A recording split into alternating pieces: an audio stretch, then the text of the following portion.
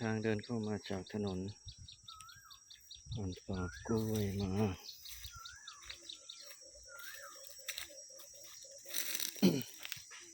มะม่วง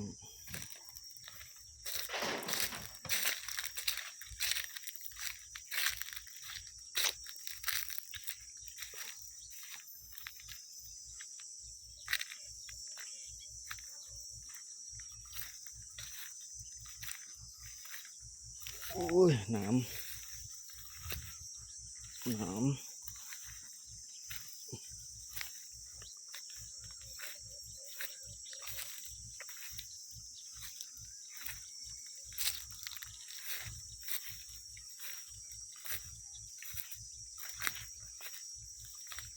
หลักหมุดหลักเขต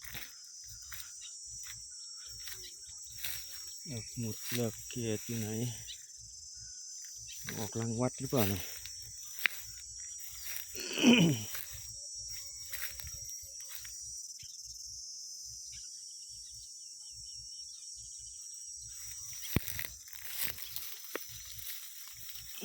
ต้องออกรังวัดหรือเปล่ามีหลักเลย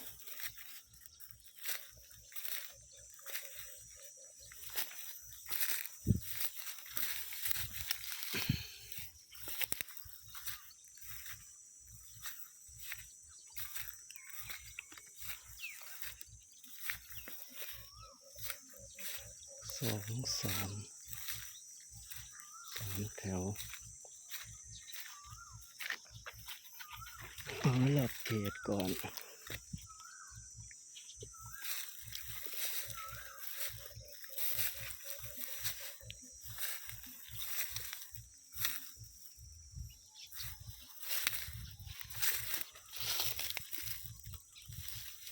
ออกรังวัด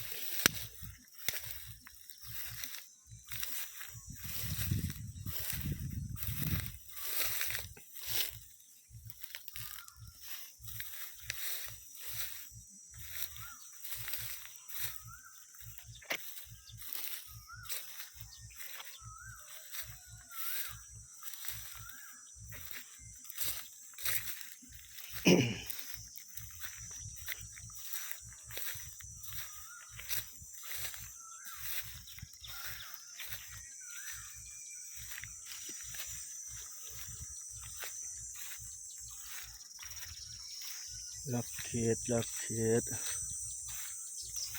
ตรงนี้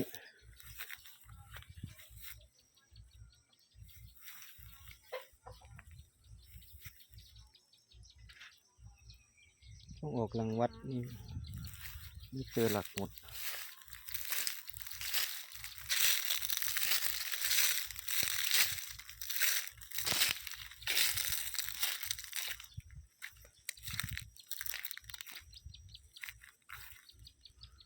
อย่างนี้เข้าไปนี่มันจะอยู่ตรงนี้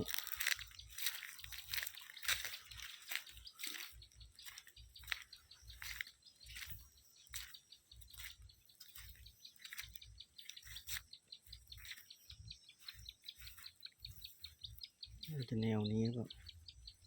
หลักตรงนี้หรือเปล่าเมียว